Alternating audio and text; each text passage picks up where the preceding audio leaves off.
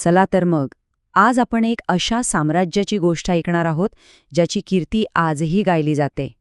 दक्षिण भारताच्या इतिहासातलं एक असं साम्राज्य ज्याचा दरारा 9व्या शतकापासून 13व्या शतकापर्यंत होता आणि ज्याचा वारसा आजही जिवंत आहे. हो, आपण बोलतोय चोळ राजवंशाबद्दल. चला सुरू करूया हा अद्भुत प्रवास. पण एक प्रश्न मनात येतोच, नाही का, की हजारो वर्षांपूर्वीच्या एका राजवंशाने असा काय वारसा मागे ठेवला की तो आजही इतका स्पष्ट दिसतो? याच प्रश्नाच्या उत्तराच्या शोधात आपण पुढे जाणार आहोत. तर ह्या साम्राज्याची गोष्ट सुरू होते त्याच्या मुळांपासून. सुरुवातीला म्हणजे अगदी सुरुवातीला चोळ हे पल्लव राजवंशाच्या अधिपत्याखाली होते. पण त्यांनी लवकरच स्वतःला स्वतंत्र केलं आणि एका अशा भव्य साम्राज्याचा पाया रचला ज्याची गोष्ट आपण आज करतोय.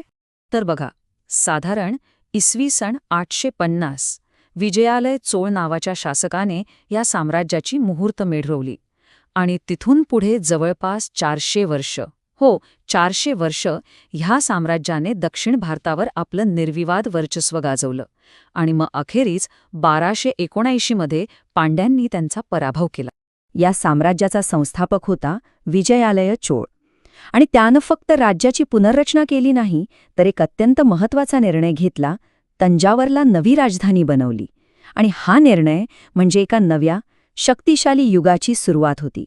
खरं तर भविष्यातल्या त्या महानतेची ही नांदीच होती. आता आपण बोलूया त्या महान शासकाबद्दल ज्याच्यामुळे चोळ साम्राज्य एका वेगळ्याच उंचीवर पोचलं. त्याचं नाव होतं राजराज पहिला. एक असा राजा जो जितका मोठा योद्धा होता तितकाच तो एक जबरदस्त प्रशासक सुद्धा होता. राजराज पहिला याच्या नेतृत्वात चोळांनी अक्षरशः इतिहास घडवला.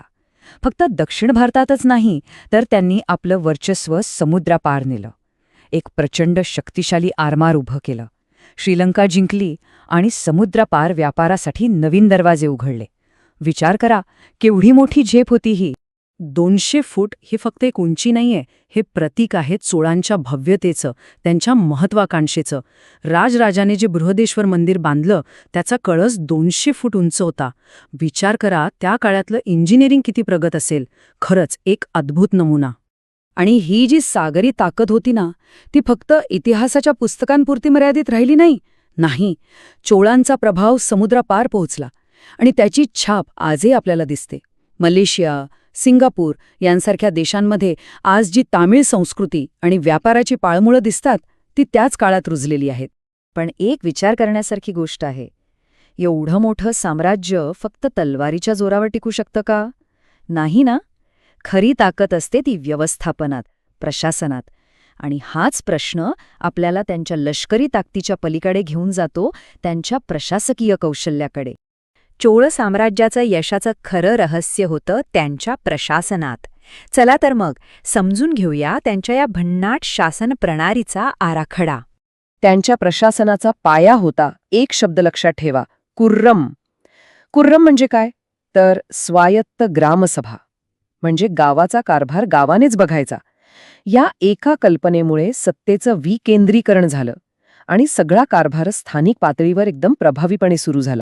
त्यांची प्रशासकीय रचना एकदम सोपी होती, पिरामिडसारखे. सर्वात वर मंडलम म्हणजे आजच्या राज्यासारखं, त्याच्याखाली नाडू म्हणजे जिल्हा आणि सर्वात खाली या सगळ्या व्यवस्थेचा जो पाया होता तो म्हणजे कुर्रम म्हणजे आपली ग्रामसभा. किती सोपी आणि प्रभावी रचना होती, नाही का? आणि सगळ्यात इंटरेस्टिंग गोष्ट म्हणजे या व्यवस्थेत निवडणुका व्हायच्या. म्हणजे लोकशाहीची काही तत्त्व होती, पण इथे एक पण आहे, निवडणूक लढवण्याचा अधिकार सगळ्यांना नव्हता.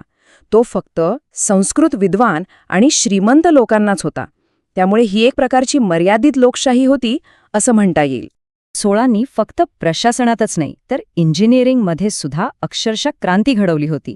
मग ते पाणी व्यवस्थापन असो किंवा भव्य मंदिरांची निर्मिती, त्यांची कामगिरी खरंच अचंबित करणारी आहे. त्यांच्या समाजाचे 2 महत्त्वाचे आधारस्तंभ होते.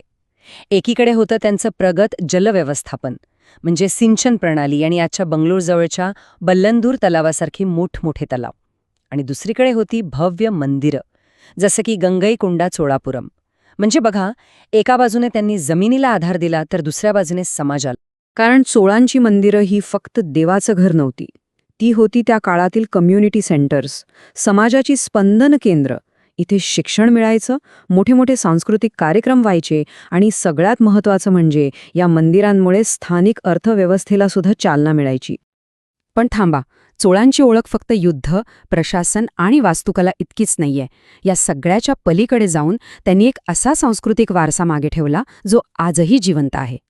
त्यांनी फक्त राज्याची नाही तर ज्ञानाचीही तेवढीच कदर केली. अग्रहार नावाची खास शिक्षण केंद्र स्थापन केली. आणि यामुळे काय झालं तर तामिळ भाषेसाठी आणि साहित्यासाठी एक सुवर्ण काळ आला.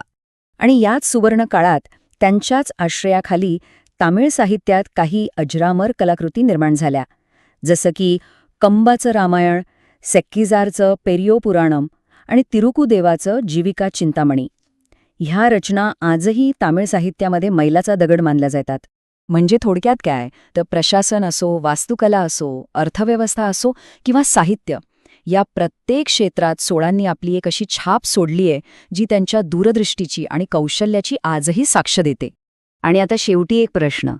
ज्या चोळांनी हजारो वर्षांपूर्वी स्थानिक स्वराज्य आणि पाणी व्यवस्थापनासारख्या गोष्टींमध्ये इतकी प्रगती केली होती, त्यांच्या त्या प्राचीन आराखड्यातून आज आपल्या आधुनिक जगाच्या समस्यांवर काही उत्तरं मिळू शकतील का? जरा विचार करण्यासारखा प्रश्न आहे, नाही का? कारण याचं उत्तर कदाचित आपल्या भविष्याची दिशा ठरवू शकतं.